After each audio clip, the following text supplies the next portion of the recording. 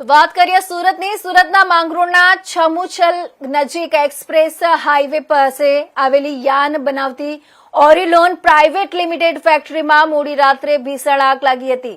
આગને કાબૂમાં લેવા માટે સુરત જિલ્લાની ફાયર ફાઇટરોની ટીમો ઘટના સ્થળે પહોંચી હતી અને આગ પર કાબુ મેળવવાનો પ્રયત્ન કરવામાં આવ્યો હતો.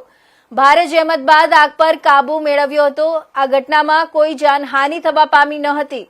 પાલોદ ચોકીની હદમાં આવેલી આ કંપનીમાં અગમ્ય કારણોસર આગ લાગી હતી. ગણતરીની મિનિટોમાં જ આગે વિકરાળ સ્વરૂપ ધારણ કરી લીધું હતું. આગની જ્વાળાઓ આકાશ આંબતી હતી અને ધુમાડાના ગોટે ગોટાથી સમગ્ર વિસ્તારમાં દહેશતનો માહોલ છવાઈ ગયો હતો. આ ઘટનાની જાણ થતાં પાલોદ પીએસઆઈ કુશવાહા પોતાની ટીમ સાથે સ્થળ પર પહોંચ્યા હતા. વિશે વિજય ટંડેલ, હું એઆરસી કામરેજ ફાયર સ્ટેશન ખાતે ફરજ બજાવું છું.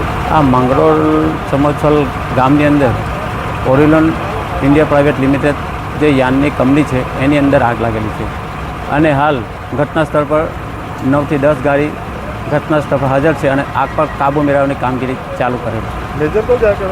હા, મેજર કોલ જાહેર કરવામાં આવેલો છે. સાહેબ, ઘટનામાં કોઈને ઈજા થઈ છે? હા, એવું કંઈ જાણવા મળેલ નથી કે કોઈ માણસને ઈજા થયેલી. ફાયરની ટીમ ઘટના સ્થળે છે.